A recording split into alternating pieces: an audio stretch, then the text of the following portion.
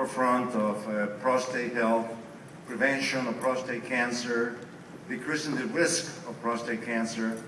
And as time goes by and we gather this gamut of patients that have had close calls with prostate cancer and they're trying to lengthen the time before the appearance of the cancer, I've learned a lot about nutrition and how it impacts the body and the prostate.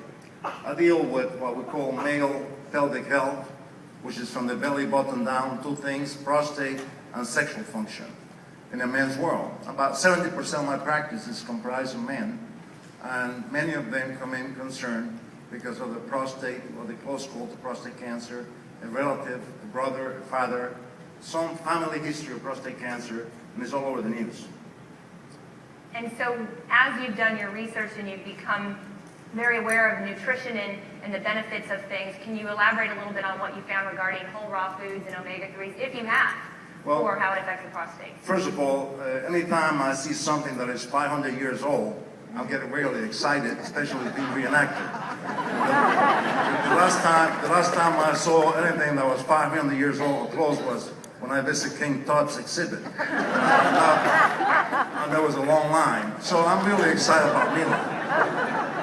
Raw food in itself cannot be the most purest form, as our colleague claimed, of the enzymatic system that will recognize and direct and drive these nutrients and these metabolic pathways to the tissues that need it best. We know for a fact that prostate cancer, when you look at the cells, they all have fat. Prostate cancer cells and fat adjacent to it is like a marriage. They go hand in hand. If you can prevent that fat addition to the cells of prostate, perhaps you can lengthen and prevent prostate cancer. I don't know. I can't make that claim. But I'm excited about the prospects of omega-3 in its purest form. Wow. Okay, so I want you to, I know there's been a lot of, let me ask you this question, let me say it this way. I know there's a lot of talk about holistic and supplements for lots of different diseases. A lot of the people in the room are very big fans of alternative meds. What have been the alternative meds or supplements for prostate health over the past 10 to 20 years? Excellent question.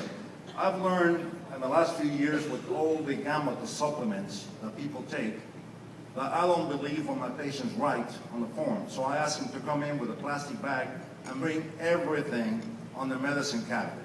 I want to see it, I want to review it with them, because they don't think that that has an impact on their life.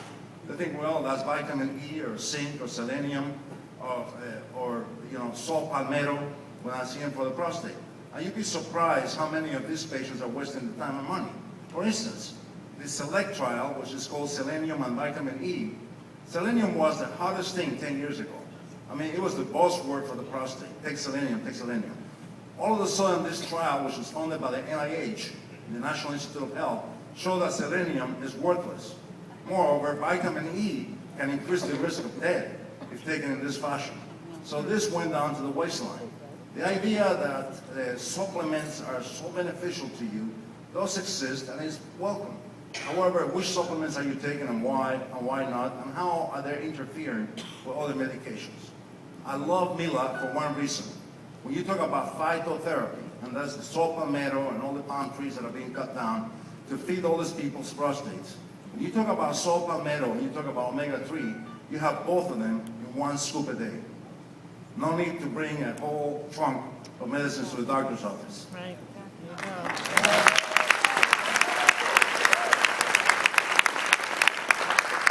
I'm going to list off some statistics from the American Cancer Society. Other than skin cancer, prostate cancer is the most common cancer in American men. In 2010, 217,730 cases of prostate cancer are estimated to be diagnosed.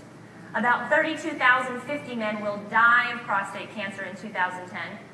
About 1 man in 6 will be diagnosed with prostate cancer during his lifetime. Prostate cancer is the second leading cause of cancer death in American men, second only to lung cancer. About 1 man in 36 will die of prostate cancer. So, Dr. Jacobo, clearly we have a full room, and many of the men in this room are men, most of whom probably still have their prostates. And I think the fact that we have a urologist on stage who has studied the health of the prostate and prevention for many years is very big. And so I will ask you, what would you recommend the men in this room do to help prevent prostate cancer? Absolutely, Mila. I find that the combination of both, the omega-3 and the phytonutrients, added to the fiber, that's a different department. But from my perspective, the omega-3 and the phytonutrients will probably do more good than anything else that I've seen in the marketplace. And I've seen a lot. Remember, I bring patients with their bag and their samples. You'd be amazed the kind of stuff people get from China, from India, from all this stuff from full parts of the world. And they have something so available to them that is only 500 years old. How much bad news can you have, something so old? That's what I tell them.